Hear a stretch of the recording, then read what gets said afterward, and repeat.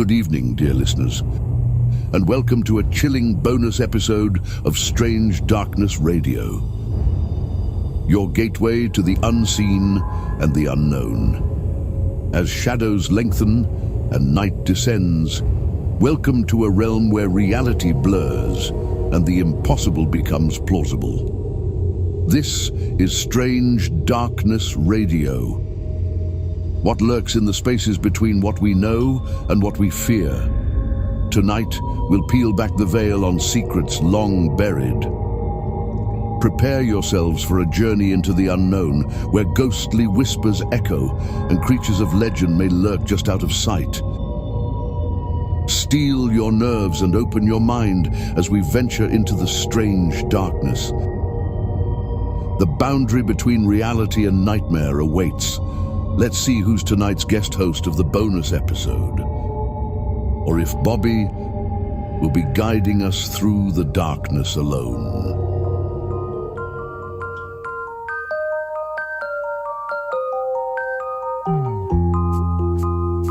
You're listening to Strange Darkness Radio. We get it almost every night. And when that moon gets big and bright, it's a supernatural delight. Everybody was dancing in the moonlight. Welcome back to another episode, or I should say another bonus episode of Strange Darkness Radio. What is going on? And tonight's host is Kyler. Kyler, what's going on? Yeah, man, nothing much, man. You know, like I said, I was kicking it earlier. Then, I looked at the time. I was like, yeah, man, it's time to go get strange in the dark. Yeah, there we go. Oh, yeah, man. I was like, yeah, let's go ahead and do it again. Nice. So tonight's show, we have, who do we have, Kyler, on tonight's show? So it turns out to be the homie Ed. Yes. Ed DonGilli. The gelatinous one. Mr. DonGilli is back again for part 2 of his extraordinary tale. And, Ed's always ready to go and to get right into it. He doesn't like to play around. Although I'm not going to be like Kyler and get strange in the dark, man. That didn't sound too good. There's nothing wrong with a little bit of strange darkness in your life, man. There you go. Yes. People, get strange darkness in your life. And I love how Ed was jamming to the intro and everything. That is always going to be on the intro episode. That's a shout out to my main co-host, who was my best bonus co-host. So y'all have a lot to live up to, and that is Amy Tiedemann. I thought you were going to say it was Kyler Jackson, but I understand. That's a shout out to Amy. Yeah, listen, it don't matter to me. I'm me, so... So tonight is just going to be fun. That's how we do it on the bonus episodes. Anything goes and anything is possible. But we're going to get right into it. Here we go. Ed DonGilli is back for part 2 of his bonus episode on Strange Darkness Radio. Last time, we explored his life on the Navajo reservation, but tonight, we're diving into his time in Botswana, Africa, where things took a truly supernatural turn. While living abroad, Ed and his family faced an intense encounter with a demonic force, so intense, in fact, that it led to a live exorcism inside a moving vehicle. Yes, you heard that right, spiritual warfare on wheels. But that's not all. Alongside his African adventures, Ed will share other bizarre and eye-opening events back in the States that have shaped his unique perspective on reality. From cultural immersion to battling unseen forces, Ed's journey is nothing short of fascinating. I'm your spectral guide, Benson, and it's time to talk to the most interesting man in the world, or at least that's what his wife says. Buckle up for another thrilling ride into the unknown. Let's begin.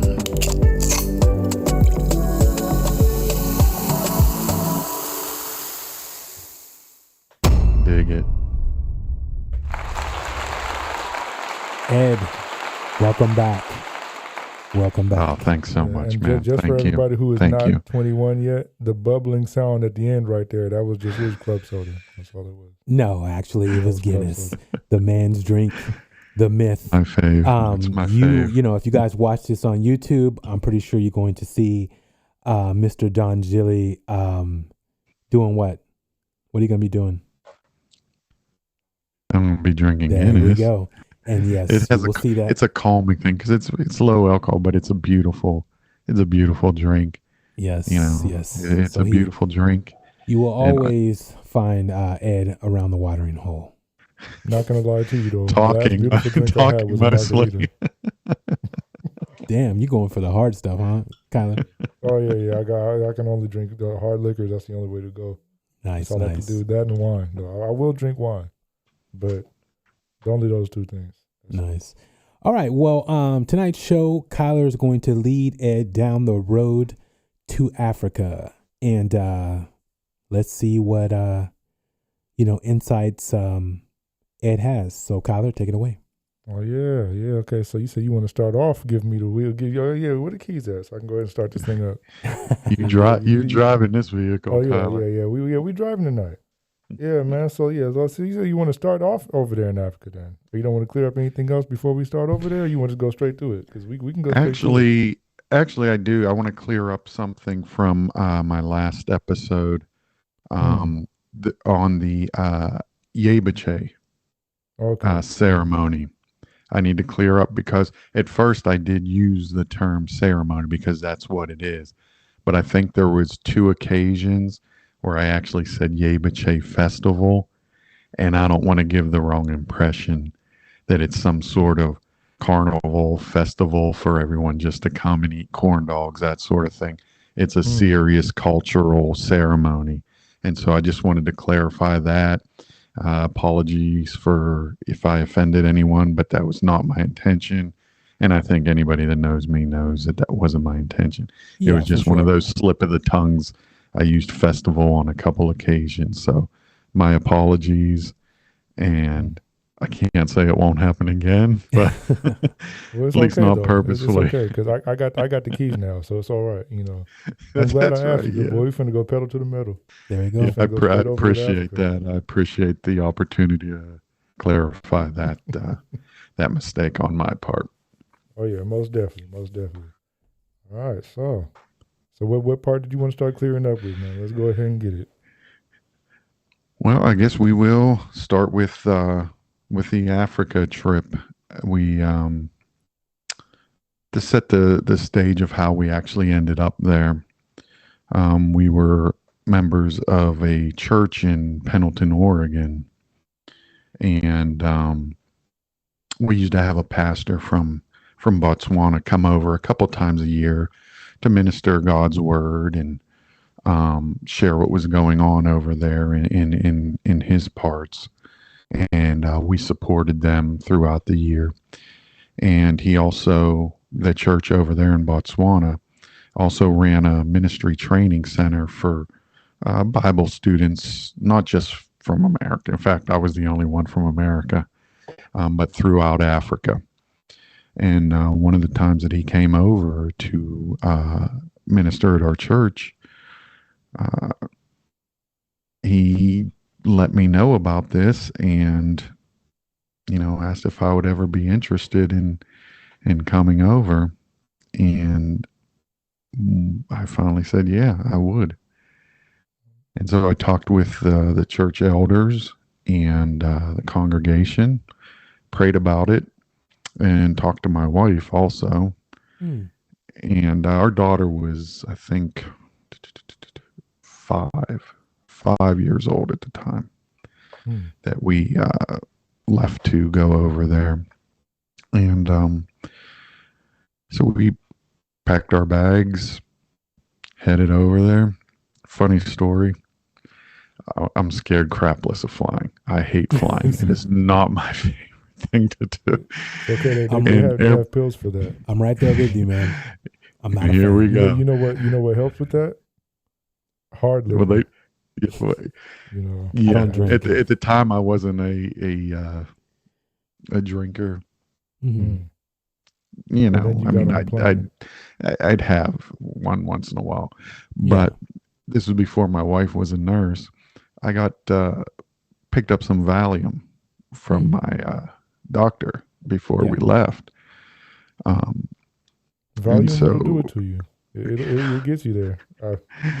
I think I had to take one of those once, and that was pretty much it. I think I was good after that.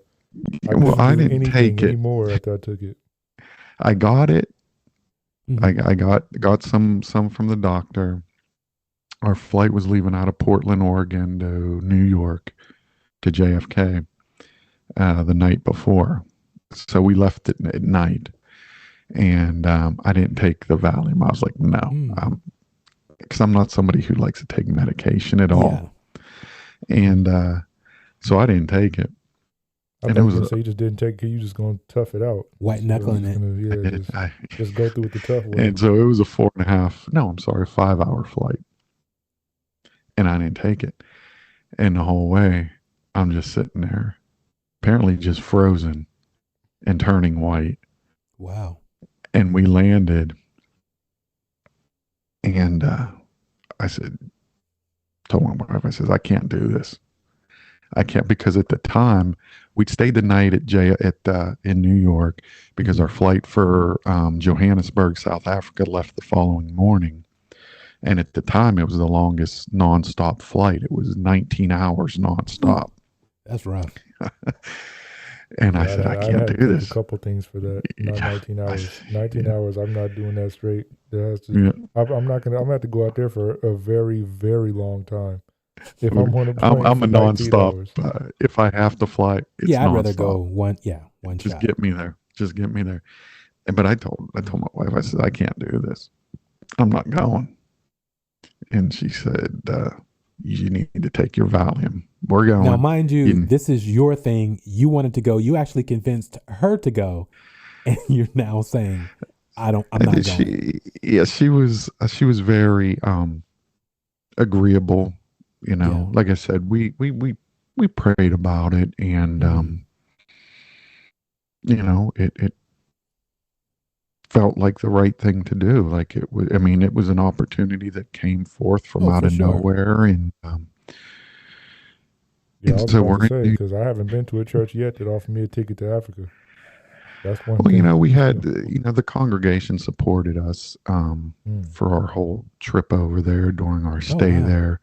God opened doors for us, even for a place to stay while we were over there. Yeah, made it all possible and an easy process. Very much so, except he didn't take away my fear of getting on those airplanes. Hey, he's challenging you. Yes. Oh, it was. And so my wife says, no, we're going. You need to take your Valium this time now. So I'm like, okay, I'll take my Valium. So I took the Valium, and before we got on the flight, again, this was before she was a nurse, she says, here, have a drink or two. You're not supposed to drink alcohol with Valium. I'll tell you what, I did. The last thing I remember was taking off out of JFK, and I was like, man, this pilot must be in a hurry, because it was almost like we were just straight up. Wow. And shortly after that, I was gone, zonked. I didn't wake up for 17 hours. Are you serious? I am serious. When you mix alcohol and volume, that's kind of. I'm serious. 17 hours is lucky. Oh yeah. That was actually you got pretty lucky right there. So you were basically singing Jeffrey Osborne in your dreams on the wings I was of love gone, or something. man. Yeah, I was gone. I was, and later on, my wife had said, "Yeah, I thought about waking you up to make sure you're all right." But exactly, she's like, I did the figured test. It would be worse. it was foggy. But yeah, so it was a 19-hour nonstop flight.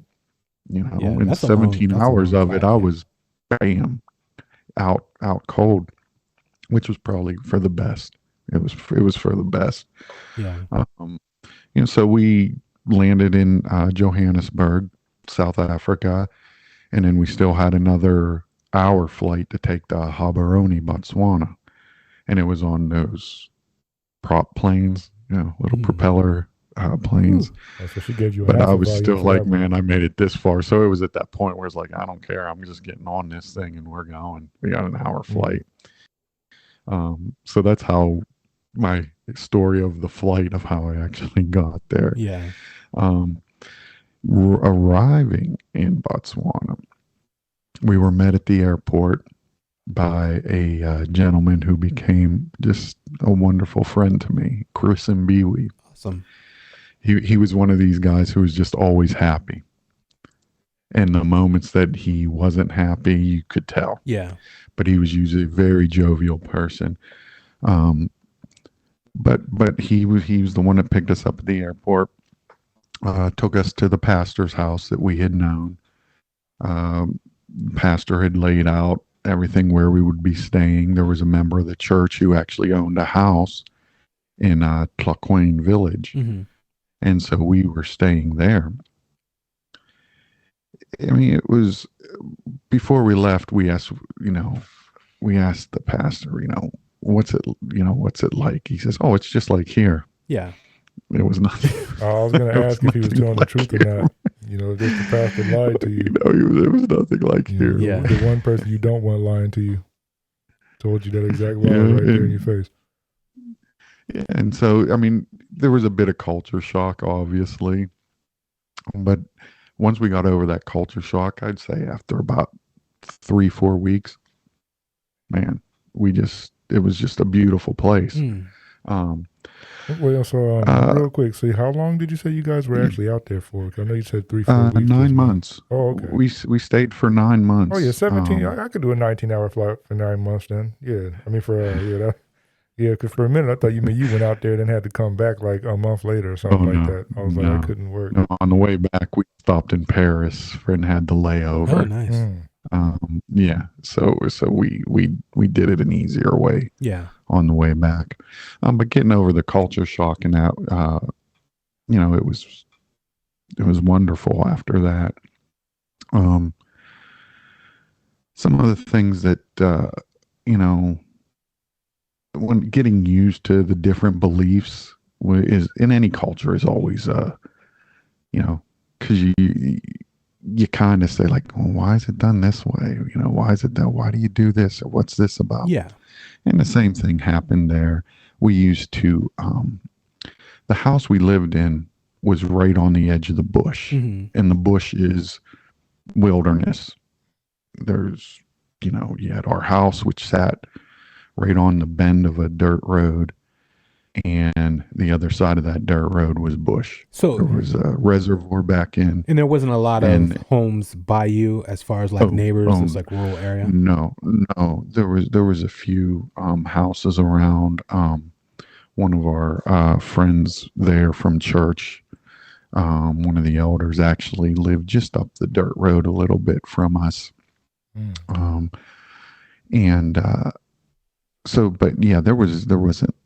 In fact, I had to walk 2 miles each way carrying a propane tank.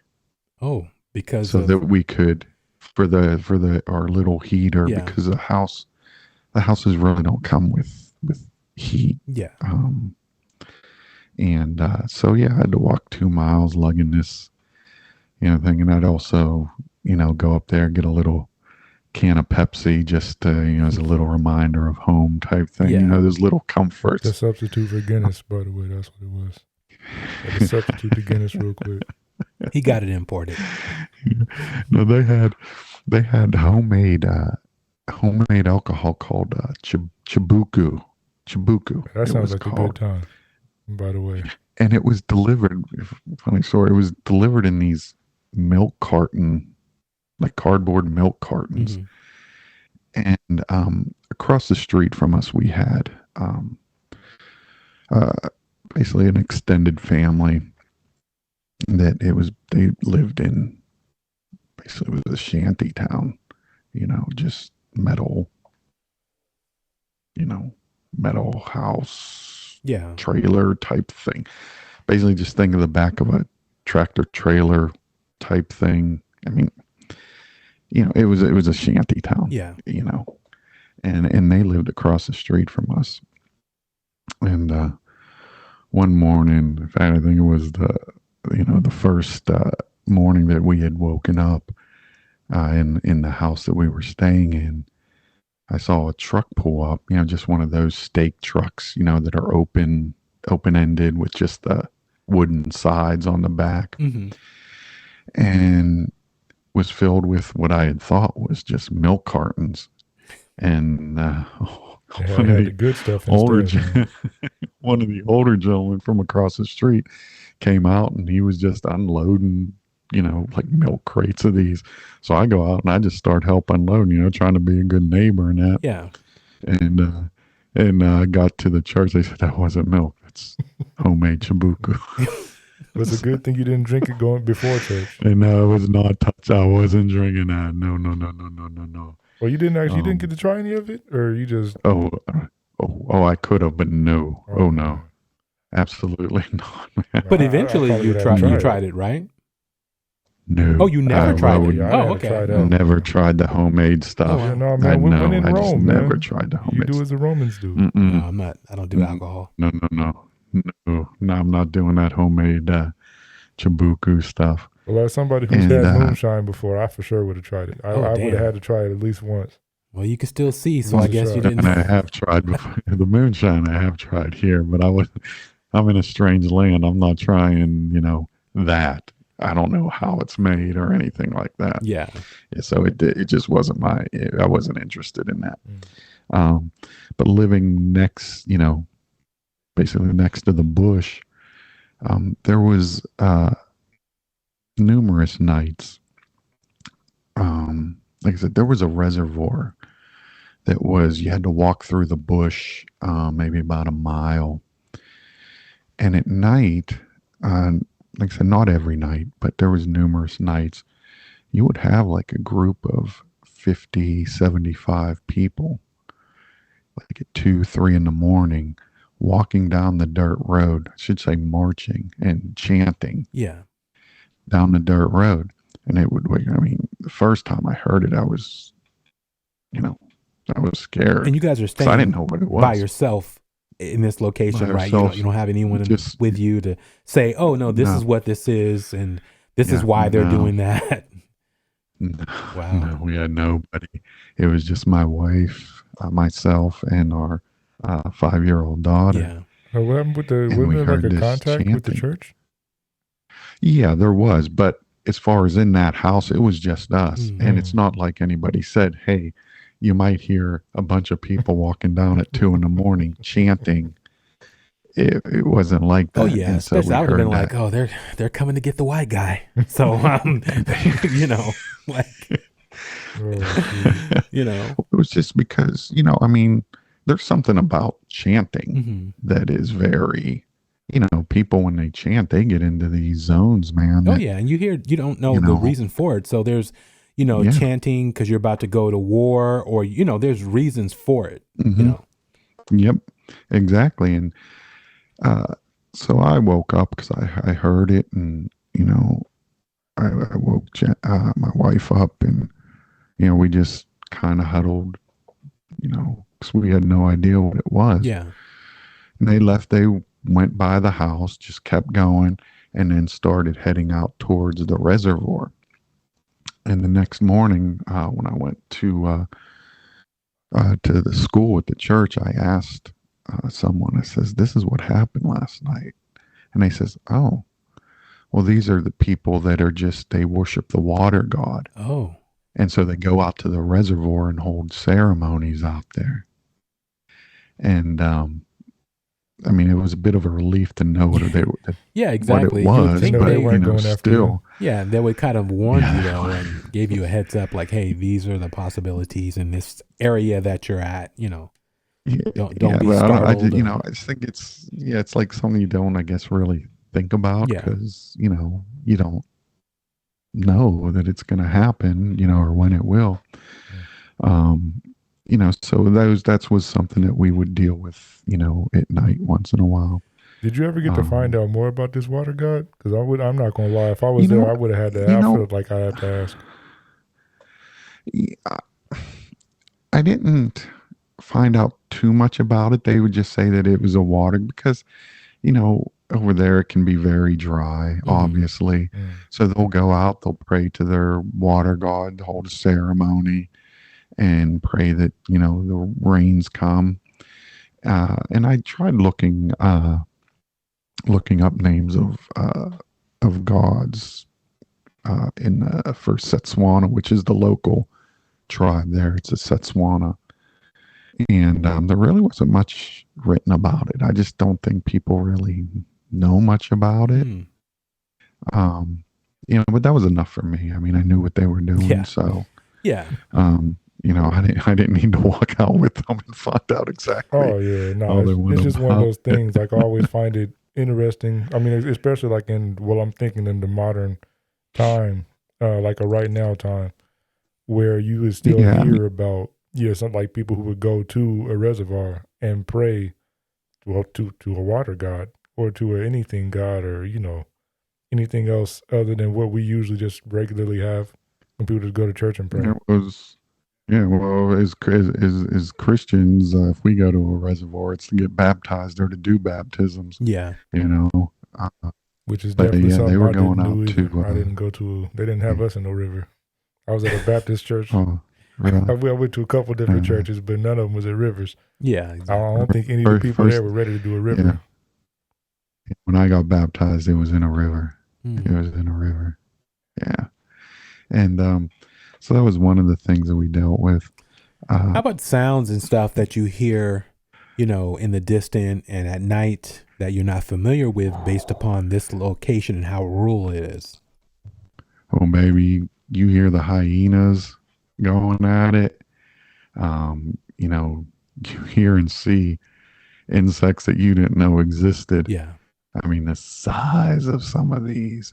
And my wife and I had an agreement because I hate reptiles, snakes, frogs, lizards, but she hates insects. Mm-hmm.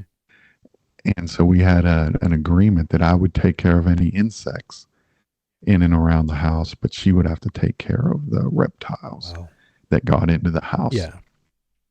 And the way their house is, where there's like there's not air conditioning. Their walls are cement, and then there's holes, like almost if you think of a vent. Yeah, exactly. But no metal vent. It's just straight to the outside. So we used to get frogs that would come through there, and I'd wake up in the morning and there would be frogs in my shoes, and my wife would be the one that would handle that, get the frogs out. We'd walk outside, there would be spiders as big as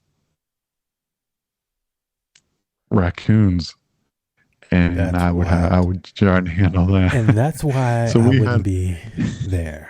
That's why I don't go to Australia. But you don't know if it's deadly or not. You don't have no clue.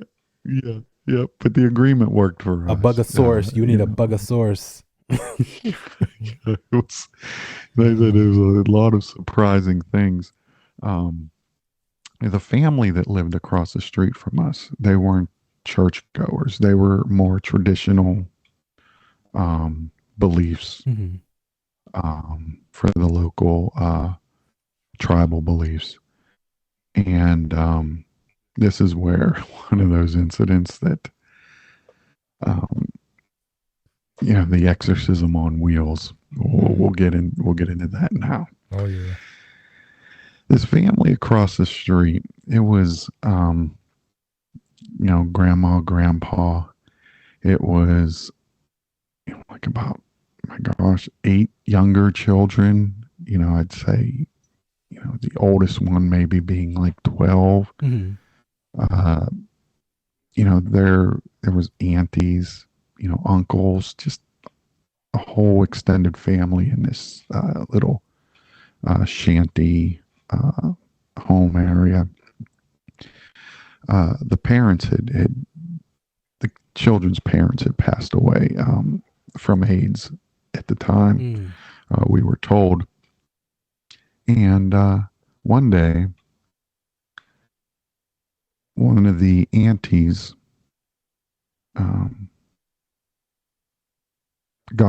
was ill, sick, with what, I don't know, but one of the children came over, and they didn't speak really English, but they could say like hospital or doctor, that type thing. Yeah. But luckily we also had a friend of ours with us at the time who did speak a little of the local language. He was from South Africa, though. And anyhow, they this woman needed to go to the hospital, and we had a combi, which is a van. It's called a combi over there. To use, it was the church's one, so we happened to be using that for the day. And so we opened the gate, drove the combi out, and loaded her into the combi. She was in the middle seat. I was driving. Jennifer was, I think Jennifer was in the middle seat with her, and my friend was, fellow student was in the passenger. I mean, we just start driving, didn't get far, and she starts saying things in the local language. Yeah. At first, but she was able to speak a little bit of English. And my friend is sitting in the driver's side seat, and he's looking back there, and he says she's mocking God. And so now, is he able to speak her language?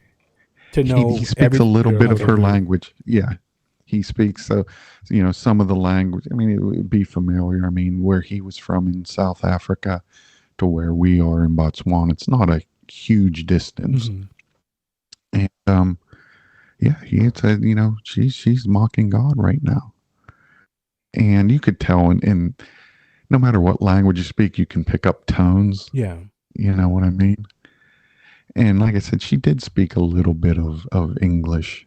At least she did on this day. Oh, so that means you even picked up on a couple of yeah, at least she did on this day. Yeah. And so we stopped, pulled over.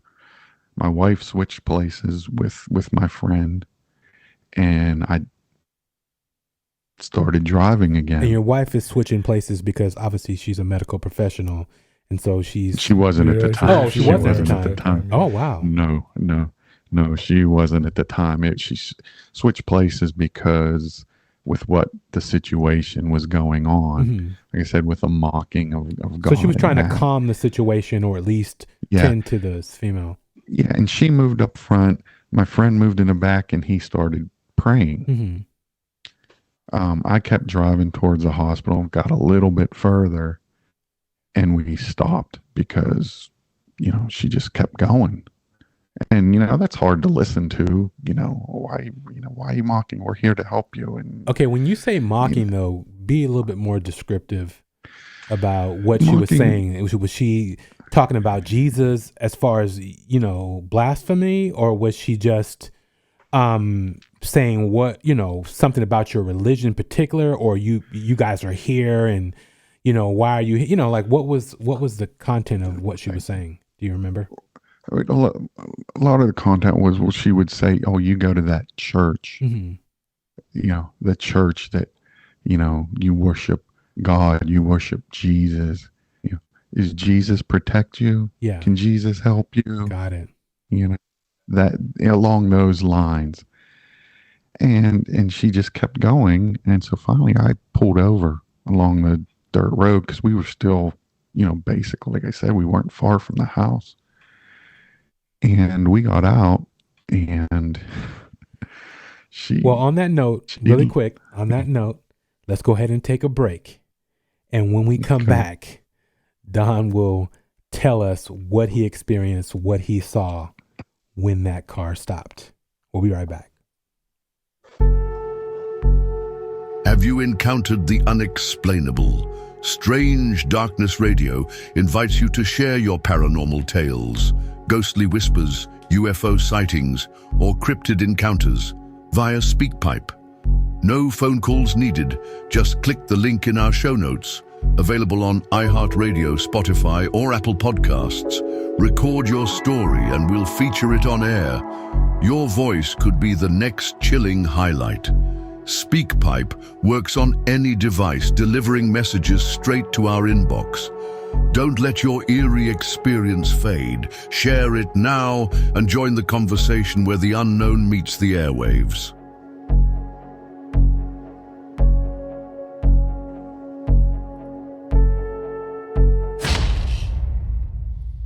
All right. So I think that we back, man. So let's go ahead and let's get ready to hear what's going on the side of this road, man. Yeah, so we stopped. I stopped and pulled because my buddy who was in the middle seat with her now, he was getting a bit upset because she just kept going. Yeah. Kept going with the mocking. And so I pulled over. We slid the door open. Him, myself, and this woman got out. She sat down on the ground in the dirt right there along the side of the road and was still continuing. And then she just lays down on her back. Mm. We continue to pray for her and lay hands on her, and on her stomach. And when we do, this lump is the best I can describe, starts pushing up in her belly. Like, how big was it? She wasn't pregnant or anything like that, correct? No. Oh, no. Okay. No. Oh, no. I'd say pushing up about the size of my fist. Mm. You mean like, But like it wasn't alien? just pushing up. Yes. Oh. It wasn't just a pushing up and staying in one place. It was a pushing up, and the best I can describe it is if you think of the game Whack-A-Mole. Yeah. Where if you touch one thing, it goes down and goes, and that's what it was doing. It just kept moving around. And we're sitting there praying for her. And I think it was interesting because at the time you don't really think of, let's do an exorcist type thing. Yeah. We're just praying because that's what we know to do. When this is happening, what is her state of mind? Is she screaming? Is she still mocking? Yes, at this point she is screaming a bit. She's still doing a little bit of mocking, and we just continue to pray. And this thing is just like I said, it was clear as clear as day. Mm-hmm. I mean, you can just see it, and it just kept moving around and moving around, and we continued to pray. And after, I'd say a minute, it wasn't long. Yeah. I'd say maybe a minute and a half, she just gets quiet and everything just kind of stops. So what about we the load her expression, back into it. I'm just like trying to imagine like whatever her expression on her face must have been like at that point. Was she just like, being honest, we weren't really looking at her face. Yeah, you're to be honest. mesmerized about what's happening and trying to understand it. And we're just focused on praying, and we see this thing just keep moving around in her stomach. And like I said, the mocking, continued. The irritability, bit of anger on her part continued until it didn't. Did you all feel any type of presence while this was occurring? It's really strange.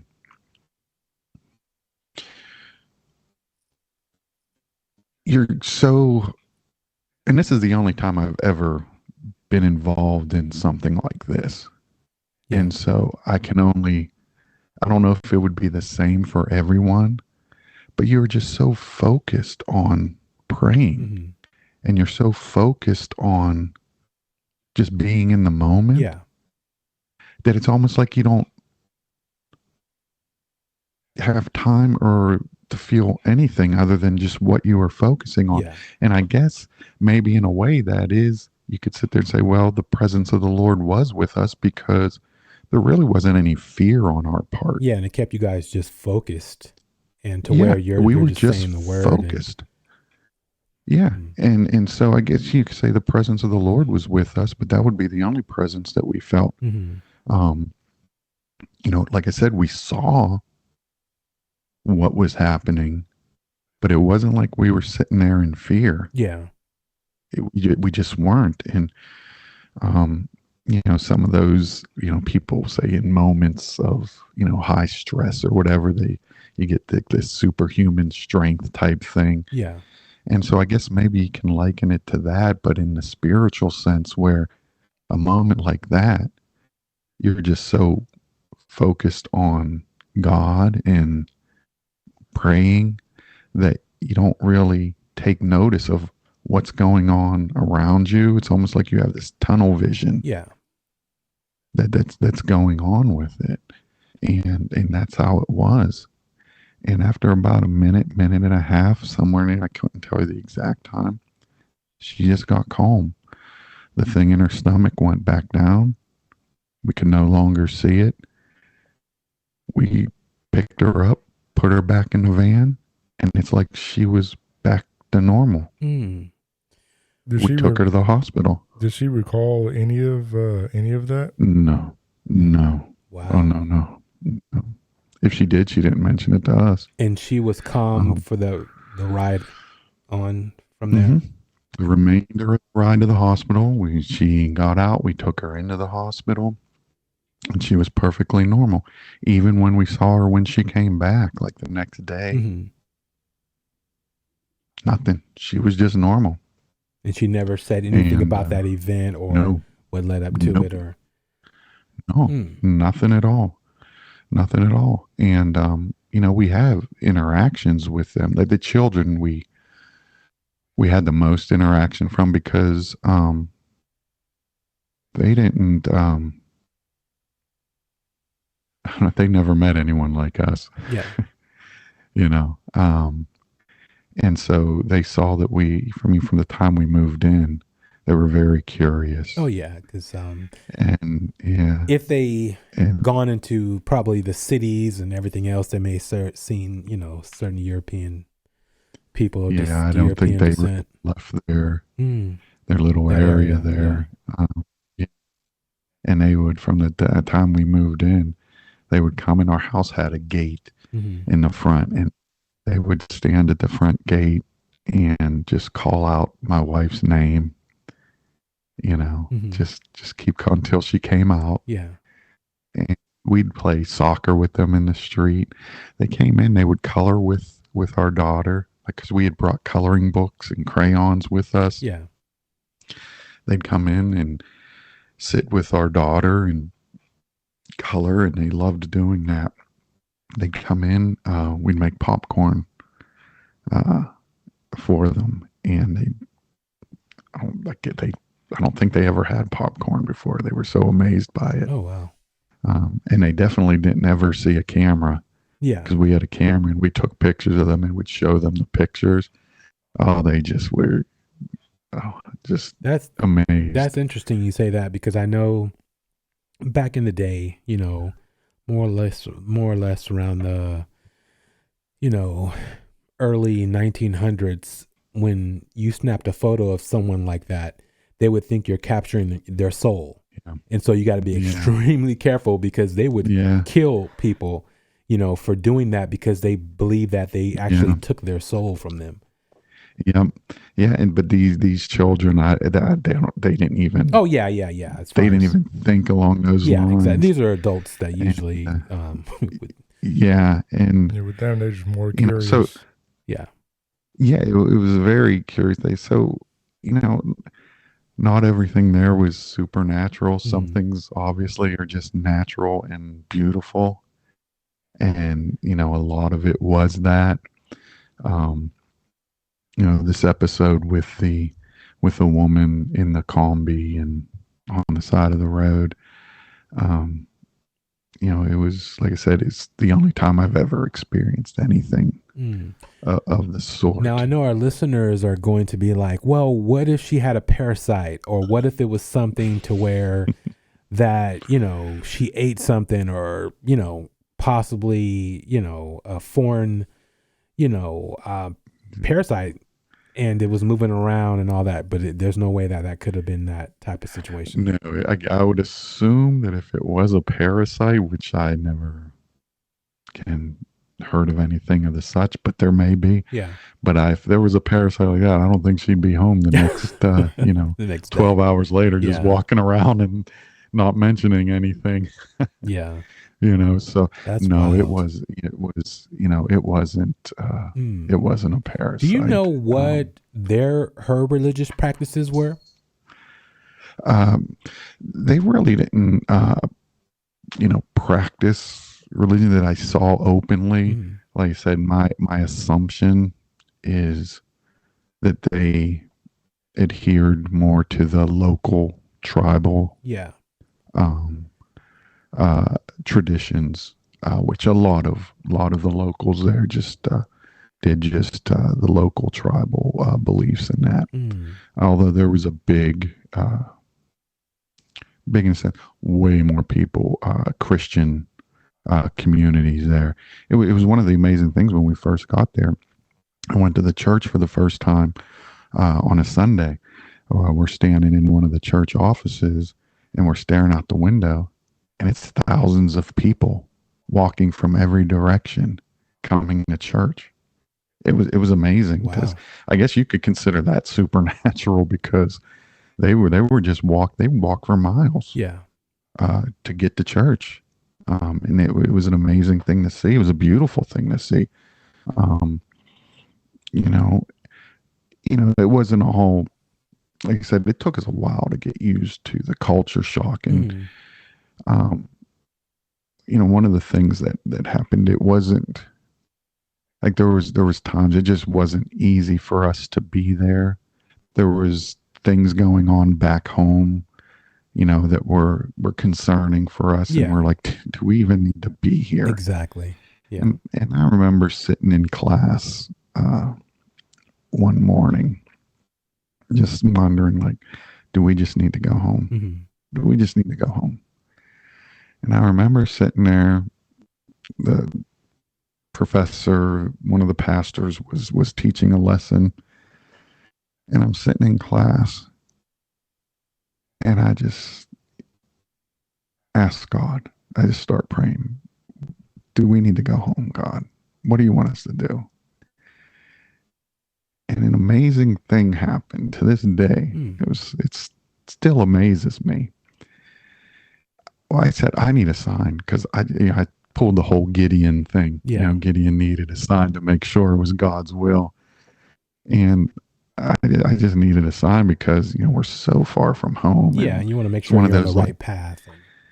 And make sure we're on the right path, that, the people that we left behind, that they're doing okay. And, they're all right with us being over here still.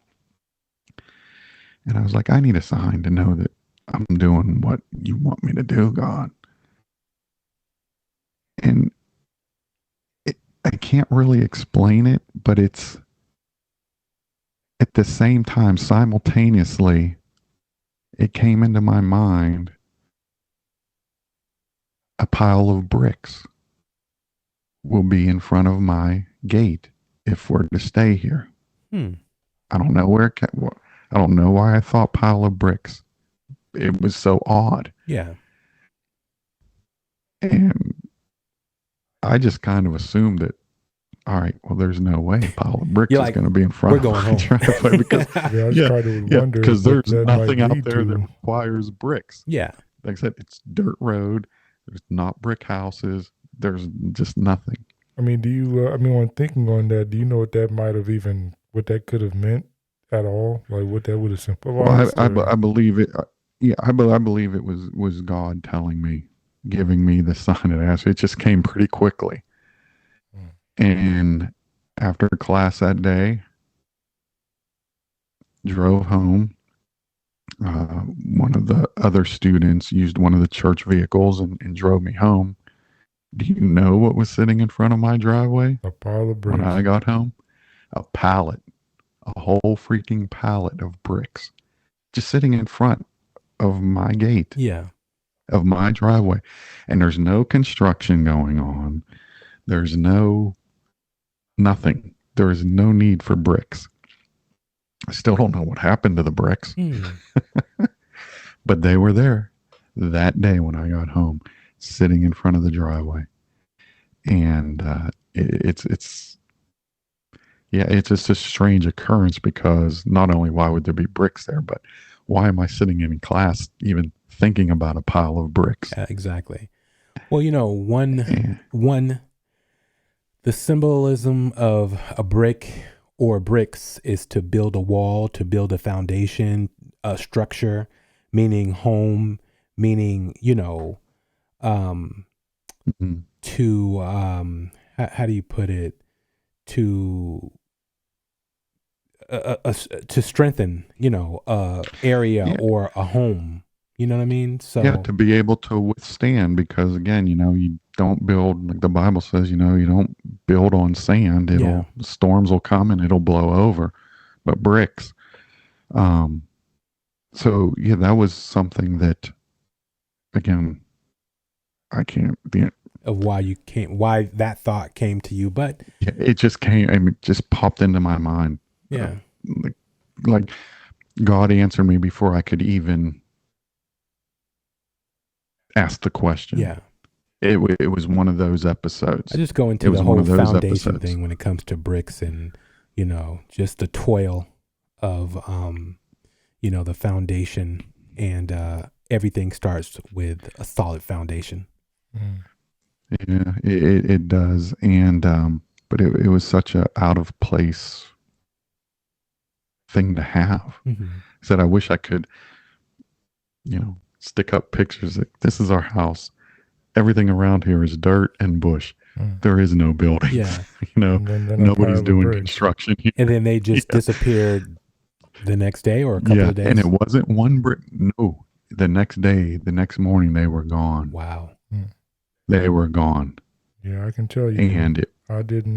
There was only one time I'd been in class, and I think a pile of bricks came to my mind, and it wasn't anything like that. It was just a boring history class that just didn't give us anything from that class. It's like early civilization, and I was just ready. I just wanted to leave, and I thought of anything I could. I don't know. Yeah, that's different. That's definitely a different situation. I mean, yeah, you just and come home don't, and you see a pallet of bricks in front of your house. yeah, and during this time, we're over there for a purpose. Oh yeah. Like I said, I was attending ministry training You center, were building something, you know? trying to, Yeah. I think like a lot of Christians, I'm a failure in things. I'm a failure in my walk at times, and I am,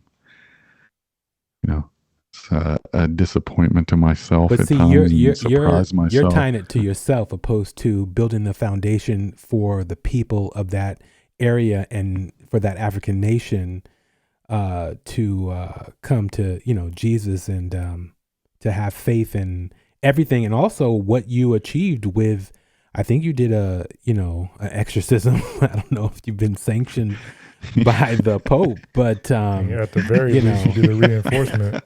I mean, yeah. at the very least, if it wasn't exorcism, you actually reinforced something. Yeah, so I think That would've been wild. that symbolism of the bricks were just the things that you were building there wasn't going unseen. Yeah, I hope, I mean, all of us look back no matter what area, I guess, life, at least we should, we wonder, did we do any good? Was it worthwhile? Was it, did we leave something there? And I hope we did, I mean, we still have, some friends from there. And I remember the day we left, it was just brutally hard and sad. Yeah, even now, we think, should we have just tried to stay? Yeah. Did you ever Yeah, try to go back to 'cause- visit? No. We had talked about like, maybe someday we'll get back. But we did sponsor one of our friends from there. Oh, that's nice. This was when, I don't know if they still do it in America here. I think they do, but they used to have a lottery for people that could come over. If your name was pulled, out of a hat, so to speak, you were able to come to America. He had put his name in, But one of the requirements is you needed a sponsor Oh, I see. from America, because you couldn't come over here and not be able to support yourself. At the time, you weren't allowed to, like be on welfare. Yeah. You had to be able to support yourself. So you had to have a sponsor. And we got back to the States, and he called us up. Man, it wasn't long afterwards, maybe a couple months. And, he says, Eddie, they always call me Eddie. I can come to America. Can you sponsor me? What? Absolutely, man. Oh, wow. So he did. He came over. He lived with us for a while, and he, got on his feet on his own. That's awesome, man. Got a job. Yep. And so, that was one thing I hope that was a good thing that came out of it. The children. Exactly. I don't see how you don't see that. Yeah, like you definitely Dude, set some things up back there. I always question myself. I'm one of those people that always questions myself, and self-reflection. Yeah. Mostly to my own mental detriment. Yeah, I was gonna say you don't want to question it too much to the point where you're kind of wondering what you just helped potentially. Not even potentially. You just sat there and helped a woman who was, possibly being possessed. At the very least, you got her to a hospital. Even if it wasn't a possession, you got her to a hospital. Yeah. And then it was whether it was possession or what do you call it?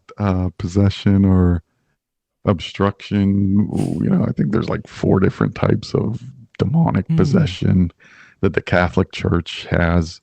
But I can't recall what exactly all of them are, but it's not necessarily possession, but whatever this was, it was. And so to be a part of that was I don't want to say, oh, I'm happy I got to be a part of it. No, exactly. But it happened, and you were able to help her, and your wife, and so that's still incredible. And the children, it was hard to leave the children over there. And so we, made sure or notified the church that, hey, there's these kids, there's these families, can you make sure you keep an eye on them? They went to church a couple times with us. Yeah. And, and some of the students said that they would check on them and bring them to church as well. And there's, so we not only had the supernatural experiences there, we also just had some beautiful experiences. So was that your only supernatural? Well, I wouldn't say only, but the brick situation and the demonic possession, were those your only 2 weird situations that you had there? Well, we had quite a few weird situations. I mean, it depends, I guess, what you mean by supernatural in these instances, because, is God's protection over us considered supernatural? It definitely, because we went to, we was going up to a conference. Again, my wife, myself, our daughter, we were going up to a conference in Zimbabwe. Mm-hmm. And there were some other members of the church going up, but we were all taking like separate vehicles. We were riding with somebody from Zimbabwe who was living in Botswana now. Okay. Her name was Fat Auntie Filda. And she was a big gal, but they don't get as easily offended over there. Oh yeah, no. Her name was Fat Auntie Filda. And she was from Zimbabwe. So we were driving up there for this conference, and the borders there they're not like open, at least at the time. They weren't open like 24 hours.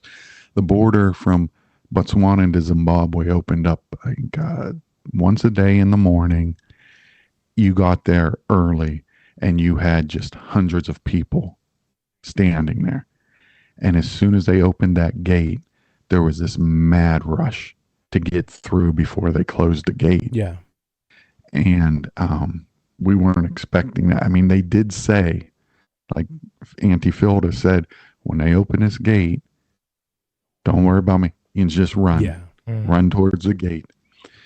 And that's what we did. But there was such a rush of people that my wife was just screaming, saying, stop, stop. I'm going to lose my daughter. I'm going to lose my daughter. It was that much of it because it was bottleneck. Yeah. It wasn't like this huge gate that would no open huge up. opening. No, it was like a door. It was like a door. And that's what it was. And so we got through there. And Auntie Filda drove the car through. Obviously, she didn't have to worry about running because she was a Zimbabwe citizen. Yeah. So she didn't have to worry about making the border gate. But we got through. She drove the car through. And, once you get through the border, it's not like you're in a city or a town. It's bush. Mm-hmm. There's nothing. And this was the time that Robert Mugabe, who was the president of Zimbabwe, had the edict or whatever, about killing white farmers and all of that. Mm-hmm. So we got maybe 3 miles from the gate, 4, somewhere in there. Yeah. Sure enough, right out of the bush, here comes civilian soldiers with their machine guns. Wow. Stopped us, made us pull over. Auntie Filda says, don't say anything. She says, they're just here to look to see if they can take anything, if you have anything of value that they can take. So we're pulled over on the side, and thank God that we were with Auntie Filda, who was a Zimbabwe. So she spoke their language. Mm-hmm. My wife and our daughter, again, 5 years old at the time, sitting in the back seat. And Auntie Filda rolls the window down, and she's telling them in the local language, they have no valuables. They're just here to attend a church conference. They had us all get out. They opened up the trunk. They were looking in the vehicle, and we didn't have anything of value other than just some clothes that we were taking. Yeah. And they had us get back in the car. They went back into the bush, disappeared, and we just continued on the way. Wow. So you can consider that supernatural if you want, because God's protection, and thank God that we were with Auntie Filda, mm-hmm. who was a Zimbabwean citizen. We got into Harare, which was the capital of Zimbabwe. Beautiful city. Mm-hmm. Man, it blew my mind just how beautiful it was. But we had some free time, so wife, daughter, and I were walking around. And it reminded me of just this European city, just beautiful buildings, beautiful, gardens, the whole thing, So we're walking around, everything's like kind of normal. We turn a corner and it just gets it's quiet. There's no people. Mm. And so we continue walking a bit. We get a little bit further, and here there's a rally going on in the center of town. It's a kill the white people rally. Oh man. Wow. And so I'm sorry, how'd you guys we look land around. in this place? I mean, did they had you guys going on a mission in this place, or we were going up for a conference held at one of the colleges up in Zimbabwe. Now, for the most part, everything's kind of normal. But we turned this corner, and that's what was going on. Again, luckily, there's a huge department store that's at the corner of the block. Mm-hmm. We rushed down there into the department store. Now people are shopping in there. It's like normal in there. But we get on the one of the they still had, what do you call them? Not doorman. What kind of doorman? But somebody runs the elevator. Yeah. He just waves us over, says get on, and takes us up to a higher floor.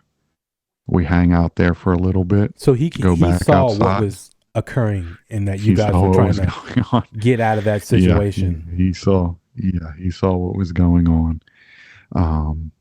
But like I said, all along these way, you can consider it supernatural. Yeah.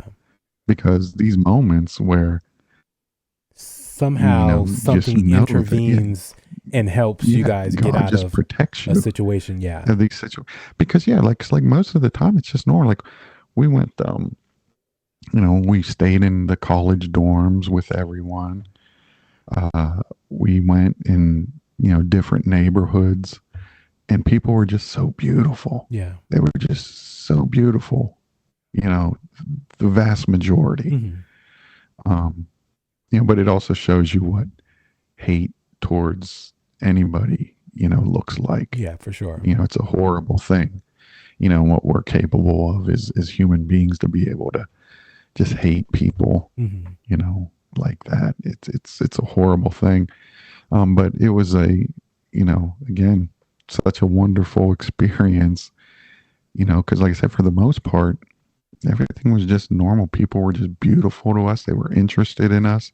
They'd sit and talk to us. It was just these few moments that were pretty bad, but that there was this protection over us. There had to be. Yeah. Wow. Pretty incredible. Pretty incredible. Well, on that note, let's go ahead and take a break. Then we'll come back and see if Ed has more to talk about the country of Africa. And if not, I know there's some other things that we might get into that seems extremely interesting. Ed has a way of finding himself in odd situations. I don't go looking. I tell you that all the time. I never go looking. It's the Guinness. They seem to find you. Exactly. We'll be right back.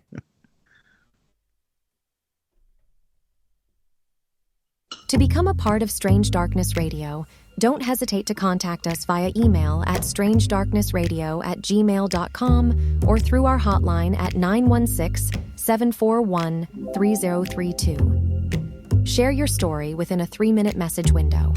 If your narrative requires more time, feel free to call again until your tale is fully told. We'll seamlessly compile it. Anticipation builds as we look forward to your engaging emails and calls.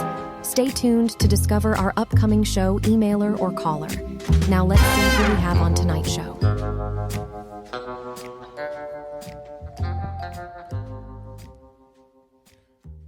All right.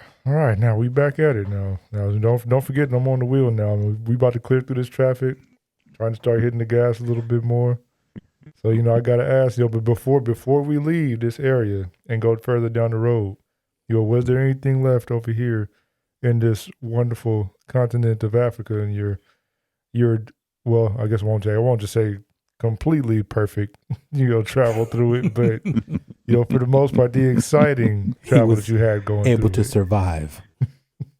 It was like I said, the supernatural. There was probably supernatural things that we didn't even know was going on supernaturally, like the protection. It was just a great experiment. We got to have dinner with one of the Bushmen from Namibia over at our house one time, and he just speaks in the clicking noises. So yeah, I tried that once. It was definitely interesting. Give us a sample of that, Ed. No, to be honest, I couldn't understand. No. I know just his cadence English. And how, because I can't even imagine. It would just be a clicking and be like a. But would he be saying words in between and also? No, but he would translate what he said after. Wow. To us. Okay. Like I said, since it was just one, I didn't get to see him interact with another of his, that's tribe. That's amazing. Which would have been interesting to see, them speaking back and forth to one another. Yeah. But yeah, he came over to our house for dinner. We had him over for dinner, and really enjoyed that because that's a whole different culture. We went to northern Botswana to a place called Maun. It's a city called Maun, And the culture up there, the tribe up there, they would place, as you're driving down these roads, you would see like, driveway entrances. But their belief up there was you place snakes at the end of your driveway to keep evil spirits out. Wow, that's interesting. And that was something I never had heard of. Yeah. At the time. Funny enough, my brother You're was telling me driving, about that's what that. you see. Or he was telling me something similar with snakes and Africa and different things as far as like the belief with snakes over there versus like the Christianity side of how they feel about snakes. Yeah, and they put them there at the end of the drive for protection. I mean, it worked for me. I didn't go to anybody's house, while we were up there. Saw the biggest ant hills you would ever want to see while we were up in my own. But yeah, the snake thing was I don't want to say strange. It was just what they their culture and their beliefs. But it worked. Yeah, it worked, and they got some bad snakes over there, black mambas, green mambas. Wow, yeah.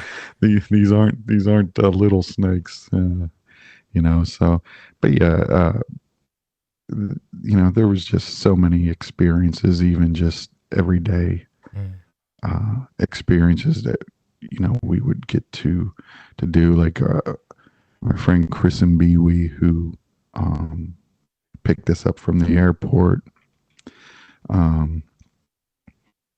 He would always take me for street corn. Mm-hmm.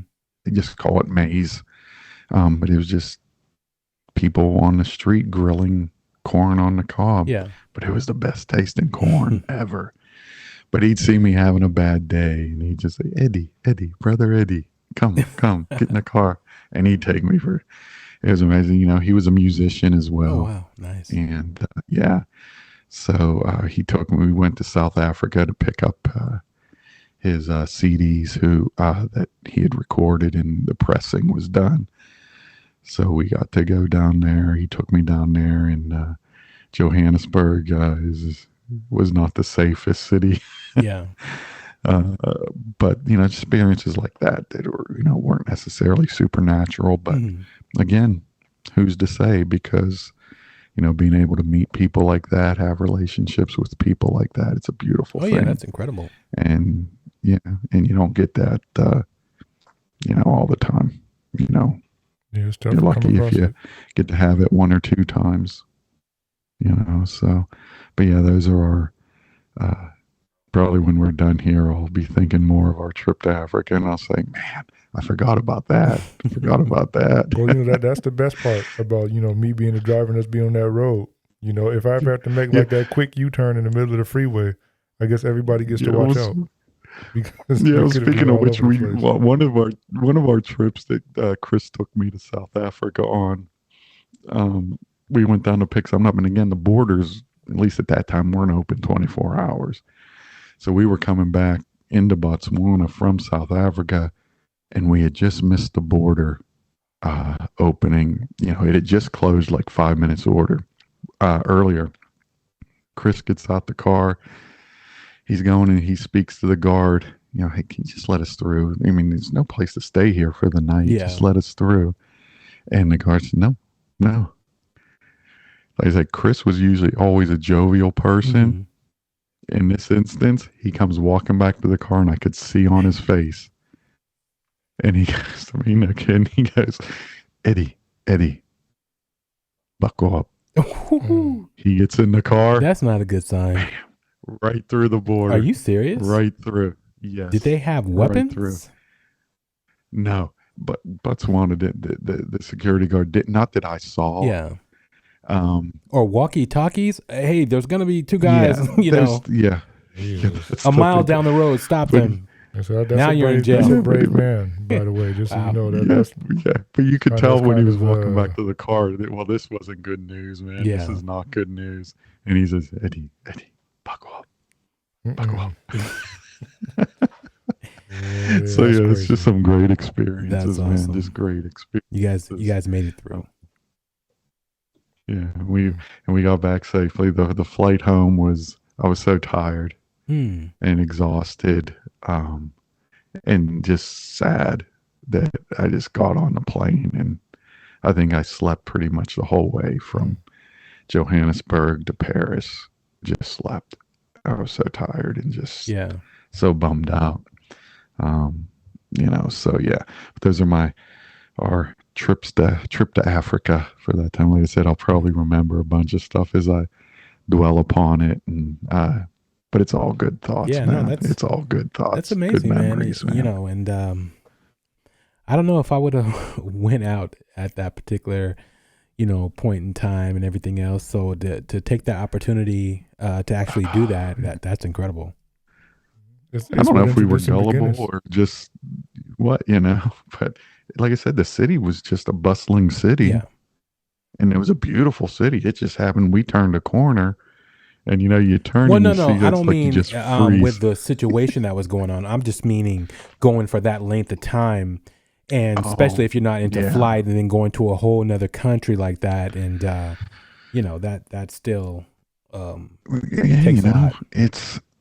And I don't know. It was, because I remember when it was, I was sitting up, I was running actually the soundboard at the church, man. And I was just like, I'm going to talk to my wife because I think we should go. Yeah. And it just, I don't know. It's one of those things if you think about, you're like, this is stupid. Yeah. But, it happens. And, overall it was a great time.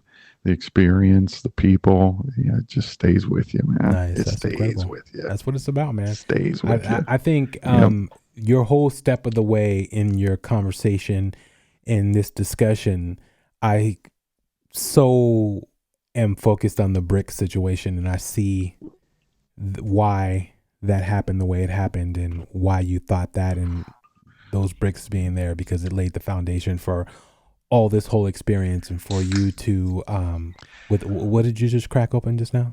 Well, Okay. Oh, we know what that was. Live best action. beer in the world, man. Live action. Yeah, well, still, I remember it to this day. Yeah. I was sitting in the back row of the classroom. The pastor was teaching on fleshly sin, and I'm just staring out the window, just like, are we supposed to even be here? Yeah. Are we supposed to be here? And it just comes to me, man. Pile of bricks. Amazing. So, Ed, go ahead and get into your time back in the States. You told me a story and of situations that you were not sure of something that or I should say someone or some people you've encountered when you came back to the States. And I'm not sure what the time periods of you being back if what you're talking about, this stuff would be when we arrived in Sacramento. Got it. Shortly after. So this is recent. Yeah. This is recent stuff over the past couple years. I didn't know it was that recent. Yeah, it's recent stuff. And I've come to and I'm not the only one that believes this, that I think when you are in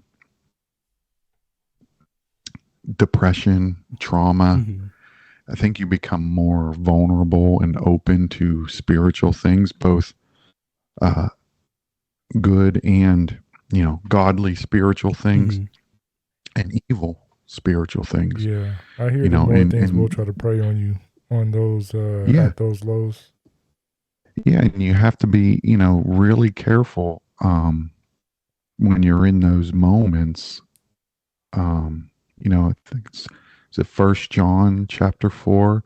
It says, we're to test the spirits to see if they actually come from God or if they come from Satan. And when we're in those moments of depression, trauma, anxiety, I think it opens up. It can open up doorways, shall we say, where spirits can come and either deceive us, comfort us. But we do have to test the spirits. But yeah, I mean, surprisingly, I've been to numerous places and have lived in numerous cities and countries. And I didn't expect things to happen in Sacramento. Again, I don't go looking for these things. I just don't go looking for them. Yeah. But I am, obviously not obviously, I don't want to say obviously, but I always try to become a better follower of Christ. Mm-hmm. So I'm constantly, trying to understand God, trying to understand my relationship with him. Yeah. Trying to understand, why he would send his son, Jesus Christ, to die for my sins, Mm-hmm. So I think maybe in a way I am open to these things. I'm not somebody as a Christian, like you'll get some Christians who just will deny demons. They'll deny, episodes of supernatural things that happen. Yeah, they're closed off. No, that's just yeah. And I'm not. That's not maybe because the Bible clearly talks about demons. The Bible clearly tells us to, that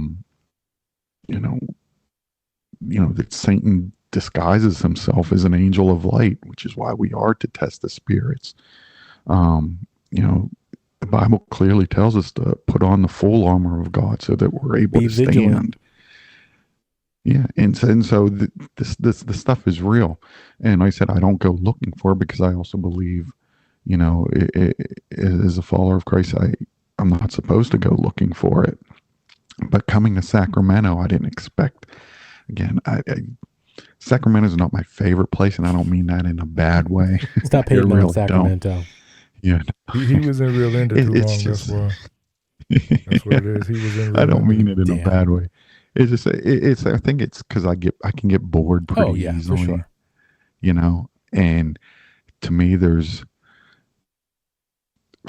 not a lot around here. It's the state of California, but it's a small sleepy town for the most part.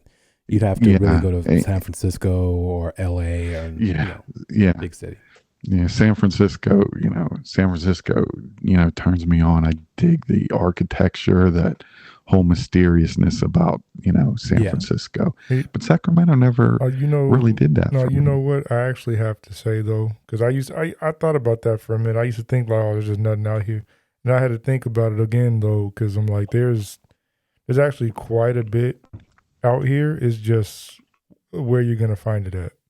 Because you just have to kind of go and look at it, go look for it. I mean, it also depends on what you're looking for. If you're looking for old heritage type small towns and western towns and gold mining and all that good stuff, and they call this the cowbells when it comes to the NBA and all that stuff back in the Kings' early days.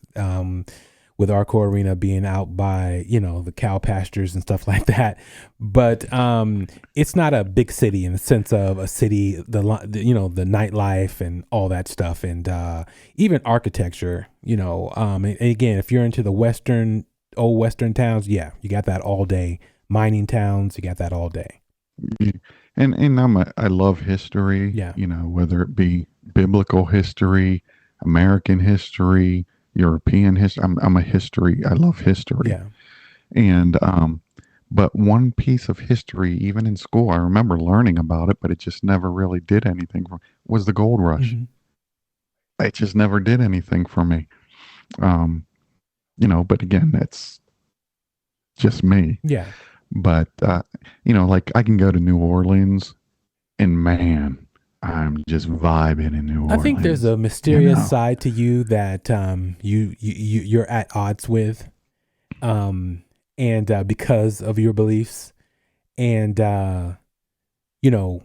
you kind of get antsy when you're not able to scratch that itch, so to say, or just be in a place that challenges you one way or the other, when it comes to that. I think that's what it is. You've been talking. Did you call my wife No. tonight, man? No. Did you? No. I do. I get in, which is why, man, we've moved around so much, in my life, in my daughter, she's attended 26, 27 schools in her 12 years. Wow, that's more than me, and I was a military kid. Wow. Yeah. Yeah. Now that includes, in Africa, but, we were there. Yeah. So, but yeah, I do get antsy, and I look for things to hold my attention. And I'm not a superficial person, so I'm not somebody who likes to go out to a club and, it's not me, in my younger days. Yeah. But, like the Bible says, when I was a child, I thought like a child. Now that I'm a man, I put away childish things. Yeah. Although if you hang around me, you wouldn't think so all the time. Hey, I'm a child all day long. I'm still waiting to grow up. So I do. I look through, and mystery is one of those things that, excites me. Yeah.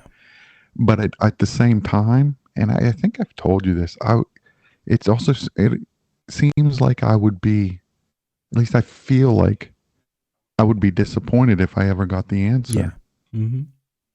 Because it was like, oh man, but that comes from being a journey person, not a destination person. Yeah. So even when we do go on vacation or whatever, it's the journey that I dig. When we actually get to where we're going, I'm like, man, it's kind of a, letdown type thing, except New Orleans, that city. We'll have to talk about that sometime.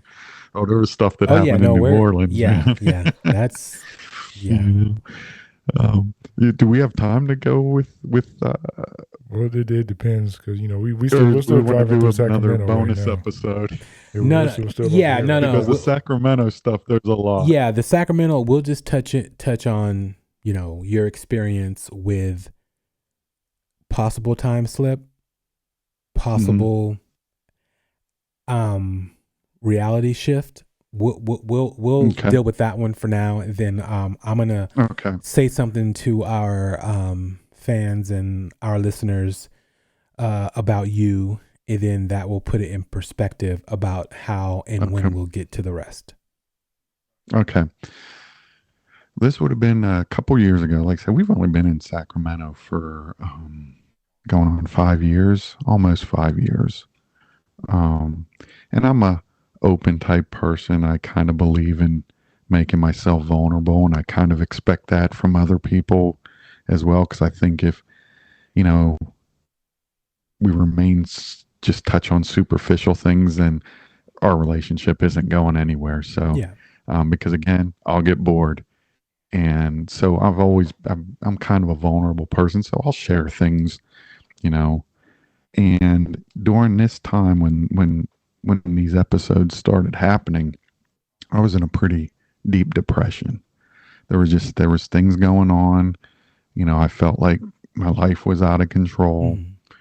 I was really trying to seek God and, asking, some questions, why, and,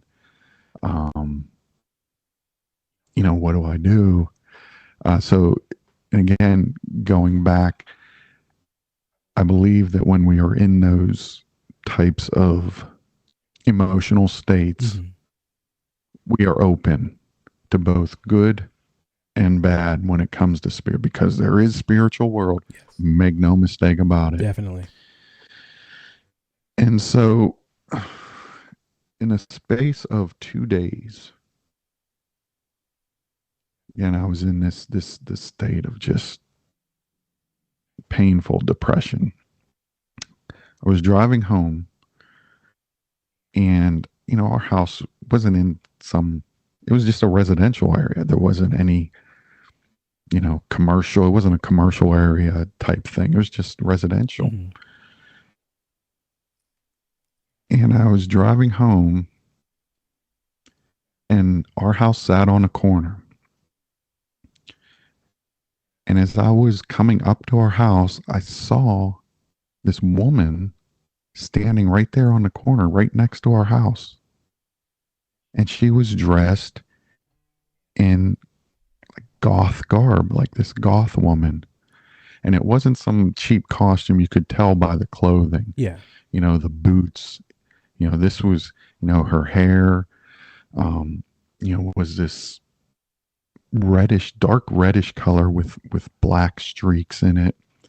The whole, just think of a goth woman and, the jacket, everything. And it was so out of place. I mean, so out of place because, like I said, there's no commercial clubs, anything like that around. It's just a residential place. So she's standing on the corner. I just turn, and as soon as you turn on our road, it's right into our driveway.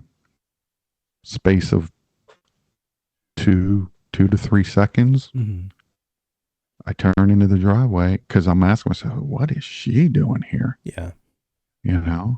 What is she doing? It's so out of place. And I turn into the driveway, and I no longer turn in the driveway. I look, and she's gone. Wow. So just and that no quick. car picked her up. That quick. Yeah. That quick, Bobby. That quick. I jumped out of the car, looked both ways of the street because, again, it's just a straightaway. Mm-hmm. And there's no other streets. And again, you're talking 2 to 3 seconds. Nowhere to be found.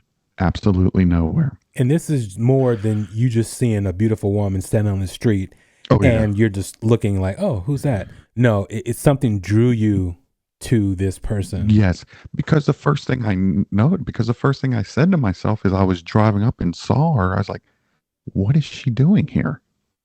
This is so abnormal. Yeah. There's no reason for her to be here looking like she looked. And, in the, garb and everything, there's no reason for her to be here. And in that 2 to 3 seconds that it took for me just to make that turn into the driveway, hop out of my car, gone. Wow. I looked both ways up the road, gone. No car pulled up, to pick her up. She was just gone. And she looked at me as I drove by her to make that turn into the drive. She looked at me. Mm-hmm. So it was that sense like, okay, you're not just here for, because you're lost in a neighborhood or anything. Yeah. Like I said, it's just a residential neighborhood. And if she lived around, I would know if she lived around, No, I totally. She looked that vivid of a look that she had that you definitely would have picked up on that. That's the case.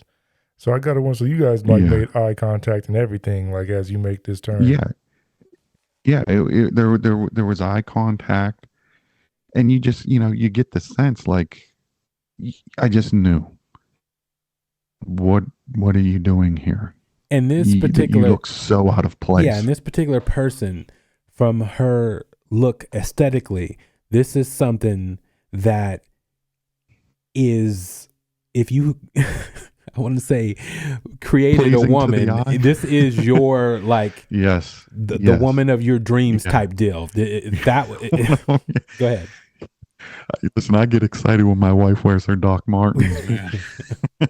I was just going to say, let's look. We don't want to get you beat up. No, exactly. And this is a scenario that played out, and that actually happened. My wife knows my wife knows because I told her as soon as she got home, this is what I saw. This was a very beautiful woman, and just like I said, I think you. And you felt you knew this person. You felt like there was some type of in a sense, but you can't place it or like can't it's put like your finger on it. It's like you have a sense of familiarity. So she felt familiar when you saw her. or when you saw each other? Yeah. In a way, but you can't place it. It's like your mind is scrambled. Like you just don't. Okay, this person feels familiar, but I have no idea where I would have seen her, where I would have, experienced uh, experienced her in any form or way. Yeah. And it was just so out of place. I have to ask though, like so you wouldn't think that maybe you didn't have any dream or anything before this? No. Okay. No, I think it was just coming back from a haircut, maybe. I can't remember what I was coming back from, but I was just local, and I was by myself in the car. And like I say, it was during the daytime. Yeah, but there was a little bit more to it, like in the sense when you're in that type of depression, whether it's demonic, whether it's just things that we're not aware of that feeds off of that type of energy, like it created something that would entice you or knew it would get your attention to make you to make you focus and say, Yeah.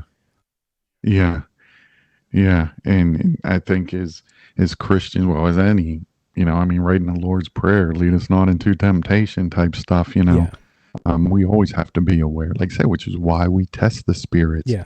Are you from God? Do you believe that Jesus Christ came in the flesh? God incarnate. So we have to test those spirits. Now, obviously, I didn't get a chance to test this spirit because it was just such a quick episode. Yeah. But, you ask yourself, like, what possibly could this have anything to do with me right now? Yeah. And or it could have been an angel coming to, you just need to feel that connection. If it was an angel, she didn't stick around long. No. And, but it wasn't a, like some swooning connection. Yeah. It wasn't like this, erotic connection, anything like that. It was just this, I don't even want to say a familiarity, to maybe just a familiarity, but on a very... It was something that simple was level. Inevitably stuck in your cerebellum to where you still can recall it to this second. Oh, yeah. Yeah. And imagine how many fleeting moments you've had and you will have with people, areas, circumstances, situations. I don't care if it's someone in a car accident, robbing a bank, whatever, they fly past you and the cop says, "Hey, what did the person look like?" You're like, let me think. And then you think you say X, Y, oh, he had a hoodie on and, had Doc Martens on and he ran past me. Then they come back and he had flip flops and shorts and a t-shirt on. You're like, oh, damn. I got that wrong, because they say your memory is the worst when people give descriptions of situations and circumstances that they're usually wrong. That's why they don't go off. It's really rare that they go fully off of a description, because you have 10 people who saw the same thing. They give you 10 different scenarios. Well, it's interesting because we witnessed a car accident right here in Sacramento. And yeah, we stuck around along with some other people to give a description to the police officers in the car and who we saw driving. Everybody's description was different. Scenarios of what happened. Yeah, and you're like questioning yourself. You're like, man, was it Gray? In a world with cameras and nobody pulled one out, like nobody had a camera phone to pull out and like take a video of them running or anything. Yeah, all of our descriptions were different. Yeah, exactly. Like, so this said, do you need me anymore? Yeah. I gotta wonder, because this vision though was like, because something had to set. I mean, there had to be something else sets this vision apart. Like because to remember in such detail a vision like that, like the image of this person, like it's just I don't know, like that would have to be that's a little bit different, I guess, than the fleeting feeling, or the fleeting image you would have of somebody running by. This person, like, to leave such an impression in a matter of like what, a couple seconds? Yeah, seconds. It was seconds. you know, and That'd be something close. Also, but here's the thing. Was that person ever truly there? Was this something that you made happen and materialize? No. Well, I don't have the answer to that. I just know this person was there. Yeah. It wasn't some sort of fading, outline of someone. Mm-hmm. Like I said, when you have eye contact and, you're staring at each other, Yeah. and you just feel that presence sort of there, not knowing exactly what it is or who it is or where this person came from. Yeah. And again, going through the time that I was going through, the very next day, we lived next to a dog park. And so I'd take our dogs over there to, to run around. But if the dog parks were full, I'd take them onto the tennis court because it was fenced in. Mm-hmm. It was only 1 block away from our house. The next day, I take them over again during the daytime, just in the early afternoon. And since the dog park was, had other dogs in, I just took them into the tennis courts, shut the gate, and we're just walking around the tennis court, on the outskirts of inside the tennis court, but along, the fence line inside. And we get to the corner, one of the corners,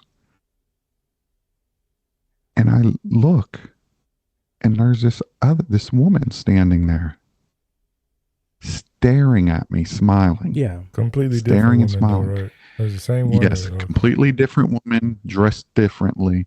Well, I mean, I assume she's a different woman, but maybe the same woman, but from a different point in time. I mean, if you want to parallel universe, whatever, that I have no way of knowing.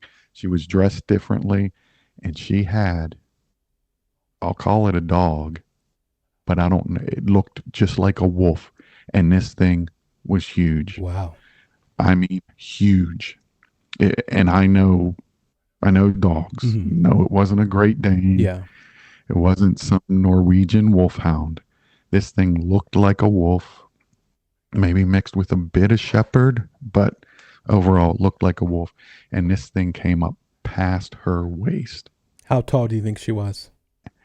She had to be, she wasn't a short person. She looked like she was about 5'8". Okay. 5'8", 5'9", somewhere in there. So she wasn't a short person, but she's just standing there smiling at me. She had glasses on, white t-shirt, black shorts, and she's just holding this dog, and the dog's staring at me.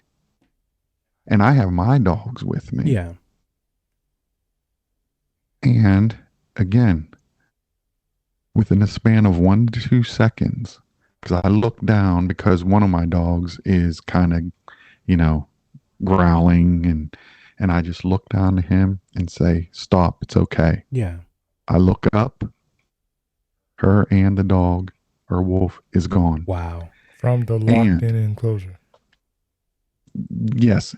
Well, she was standing right outside. Oh, she was outside the enclosure. Yeah. Oh, okay. She was right outside. She was maybe, man, it couldn't have been more than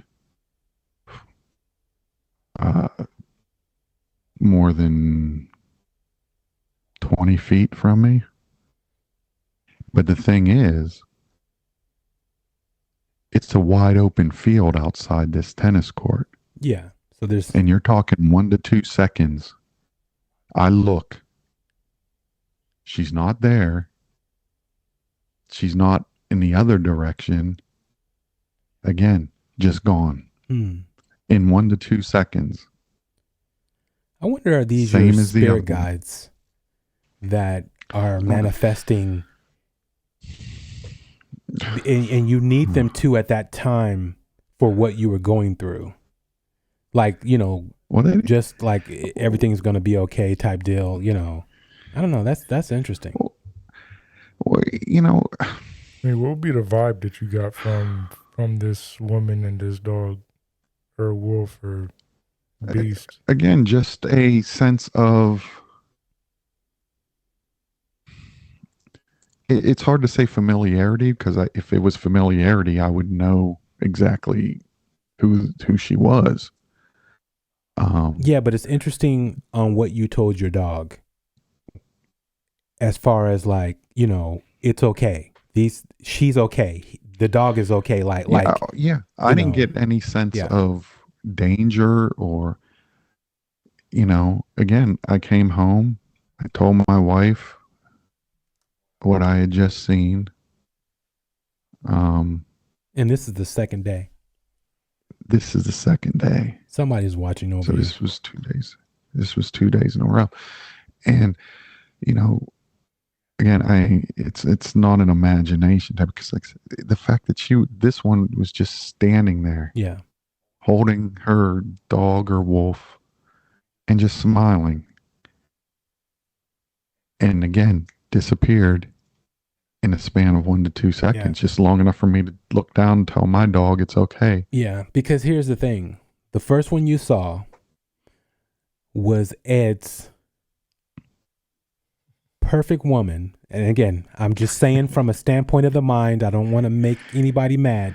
I'm just saying from a visual, she was just completely quiet. From a visual standpoint, from a visual standpoint, to make you look, to get your attention, to have that eye contact. The second one you met had a dog, because you have your dogs, to get that eye contact, to get, like, wait a minute. Okay, not just any dog, like a wolf the size of a Great Dane. Bigger than a Great Dane. Bigger than a Great Dane. Do you like wolves? Bigger. Are wolves? I love, yeah. I actually had, Cody was my, our Siberian Husky. Yeah. And I was like, because they looked like wolves. Oh, yeah. We're in the same boat. And, I love them dang dogs. Yeah. And, I'd love to have a wolf, but, I think it's illegal. Yeah, you and me both, man. You can't have a husky. You just want to go straight to the real thing. We'll get both. But no. It seems that this spirit or this entity or this thing or angel is coming in things that get your attention, that you like, that would whomever else saw this particular goth chick would be like, okay, is there a Halloween party happening here? But you see it totally different, and it's going to get your attention, opposed to you just being nonchalant about that. If it was some chick who was there dressed like she was going to the Emmys, you probably wouldn't have paid her no mind. And so this person was wearing something that would get your attention. The other person was, had a dog that would get your attention. And so I do find that interesting. And, and again, you didn't pick up anything evil or anything nefarious about it. Did you pick up anything good from it either? Didn't. Like, was there just like a neutral feeling?